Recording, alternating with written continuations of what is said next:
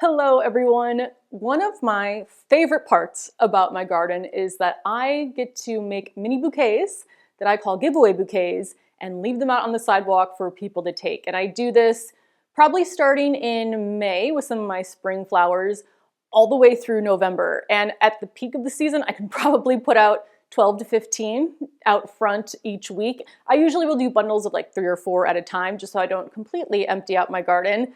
But I love being able to give flowers away just to strangers. I started doing it because I had too many flowers for just myself, which is a great problem to have. And then I started getting some thank you notes in response about how it really did turn around someone's day. They were having a hard time. It reminded them of a family member that passed away. So I don't think I realized when I started doing it how big of an impact just a small act of kindness can really make. So I've continued to do that ever since. Now in the winter, there are no flowers growing in my garden, and I was kind of getting antsy waiting to make my bouquets again. And then I thought, you know what? I'm just gonna make bouquets with dried flowers and set them outside and see if it works. Now I know that I will have to try to avoid any snow or rain because these are dried flowers. And I don't know how much foot traffic. I mean, people still do walk around in the city in winter, but not as many people as during the summer. So we'll see if these get picked up. But I'm actually making these for Valentine's Day. You will probably see this video a little bit after Valentine's Day, but this can be done at any point in time. But since it's for Valentine's Day, I'm using pink, white, and red flowers. I have these dried roses, which I got fresh from, I think, the grocery store. I have white gomphrena from my garden. I have the carmine and the lady lavender gomphrena, I think, from my garden. Some of the truffula pink gomphrena in here, white status, and then the vintage rose celosia. I'm going to start with 4 jars for this video. I might make more, but again, I'm kind of hesitant to see if they actually get taken or not. And I do leave out a sign as well so people know that they are able to take them and there's not just random bouquets sitting out on the sidewalk. So I'm going to start with 4. I'll let you know how it goes. I don't know if I'll have an update in this video or maybe the next one. And then I might just keep doing this because we are getting closer to spring and closer to when I need to use these pots for my herbs. So I have to get through all of the dried flowers. In order to do my giveaway bouquets, I hoard jars all through the year. I think last year I still had some left, which was nice. And then over the winter, any glass jars that I have, that my family has, they give them to me, which is fantastic. Now these are the jars I'm using because they have either labels that I couldn't get off or some like sticky label holder that I couldn't get off. And I'm just gonna wrap it in some burlap so that I can hide, for example, on this one, the olive label. And I thought that would just make it look a little bit prettier than having, well, the original cherry jam, that's kind of pretty. But instead of just having a jar with the label, trying to make it look a little bit spiffier for Valentine's Day. And I attempted to, I don't know if you can really tell, I attempted to cut the ends in the shape of a heart of the burlap. Maybe I'll add some pressed flowers to this. I don't know, but we're gonna start by making the bouquets first. So I'm going to wrap each of the remaining jars in burlap. And this time I'm gonna cut the heart shape out first at the ends because that seems like it'll be much easier than what I tried to do, which was cut it at the end after it was already tied. Let's try that and see how that works when I wrap it around. If I had Valentine's Day stickers, that would probably be a lot easier, but I don't. But I do really miss getting Valentines, like you did in school. I wish that more people did that. Not only do I miss getting Valentines, but I also miss making them with construction paper. So this is kind of standing in for that childhood memory. All right, let's see how this looks. I think that looks pretty cute, and you can tell those are hearts. So I'm gonna keep doing this with the last 2 jars, and then we'll start making the bouquets. All 4 jars have the burlap on them now. I still might add something else to them at the end, but I think they look cute, and now I'm gonna start with the bouquets. So I find it easiest to start with whatever I consider to be my filler flower, which in this case is gonna be the status. I find that kind of putting all the branches intertwined together helps to hold the other plants in. So I do that both with dried flowers and fresh flowers, whichever type of bouquet I'm making. And I don't know if this is just me, but sometimes I would feel like I was putting out a bouquet that wasn't perfect or I could have done better. But do you know how many times somebody has complained about the bouquets that I give away for free? 0. So don't worry if you are not a professional florist, you can still make something that can brighten someone's day. So I'm just getting an idea of height. I actually like the height for that jar. I do have my pruners here in case I need to cut anything. In fact, I might make some of these lower and some of these taller just so there is a little bit of height variation. And I'm going to stick with the same flower as I go through each of these jars just because I like to work that way, but you can work on one bouquet at a time if you want to. There. And I am trying to crisscross them as I place them in the jars, again, just to make a little netting to hold the other stems in once I add them. I've just started and I'm already excited about how these are going to turn out. I'm just so happy to be able to make bouquets in the winter because it really is one of the things I miss most during the downtime of the garden season. Okay, I think I'm good with the amount of status in there for now. You can always go back and add more later. What do I want to do next? Maybe I'll start with some of the celosia because this is the larger flower and I don't know really how many I want in each of these because I don't want it to completely take over. Like for example, I don't know if that flower actually, I was thinking I don't know if that would be too big for one vase, but maybe not. But I think I am going to start with some of the smaller flowers first. And as I go through this and add more flowers in there, it'll be easier to adjust where each is sitting and then have it stay in place. So right now I'm just getting a general idea of how many I want in each of these and I'll go through and adjust where they're sitting. All right, I think I have 2 celosias in each. So let's stop there for now. Oh, and some of these people are gonna get some seeds as well. I think I'm gonna go roses next. So I have some that are a bit more like darker fuchsia, and then I have some that are kind of more reddy orange. Probably gonna use both colors. And again, as I'm sticking them in, I am crisscrossing the stems to make that base. And I can already tell as I'm adding these in, it's getting a little bit easier to keep them in the place that I want them.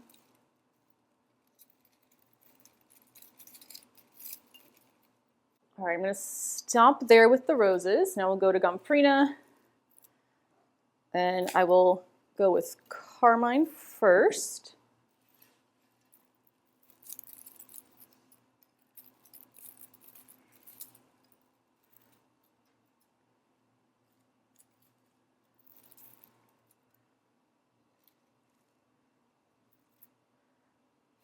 Now these only have 1 flower per stem, so I am going to put more of these individually in there. Moving on now, adding in some of the Lavender Lady, which I think this is Lavender Lady. Yeah, it looks more purpley than the QIS pink. Look at this one. It has 3 Gomphrena heads all at the end of 1 stem. That's really cute. I'll put you right in here. I only have a few Truffula pink, which I think makes them perfect for the bouquets because I probably don't have enough to make, like for example, a flower crown, but I do have enough to tuck in to these bouquets. And this does seem to be, in my experience, the messiest of all of the Gomphrena because it does have that little firework head, which I think makes the petals easier to fall off. I don't know. Well, I'm now officially out of all the pink Truffula Gomphrena that I dried this year, which again makes me happy because I need to get through these. At this point, I think I might even use all of the roses because I want to get more of those in there. I kind of feel like they're the standout. So I'm just gonna add more roses into these. Well, I'm making a complete mess, but I think now that the bouquets are getting fuller, I can add in some larger celosia flowers in here. When I was starting off, I just felt like they looked like they might be a little bit too big for this, but this often happens when I start building the bouquets. I'll realize that something I thought was too large now fits in perfectly. Here's where I'm at so far. I still have the white Gomphrena left, but I feel like Well, let me see. I was almost going to say I feel like it's still kind of white heavy with all the status. Let's see how you look in there. I might grab some of the peach colored status. Actually, I don't mind that. It is a bit more creamier than the other one, but I still think I'm going to add in some different colored status as well. I want to add in some of the apricot mix status. So some of these are a little bit more pinky, some of these are a little bit more pale orange. I just feel like I want some of that color in here.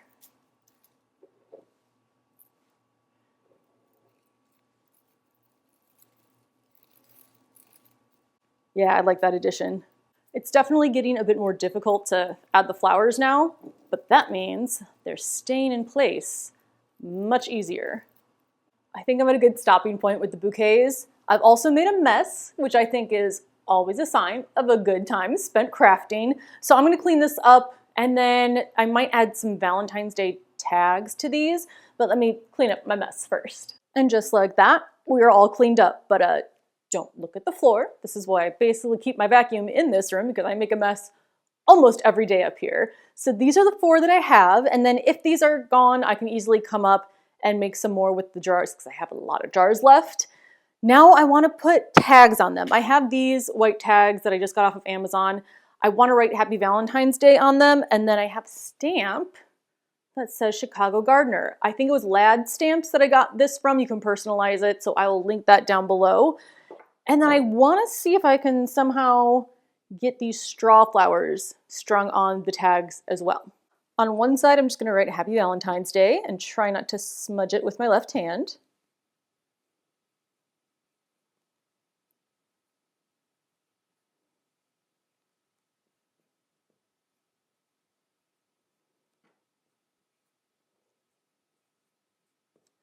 Voila. And then on the back side, I will add my stamp.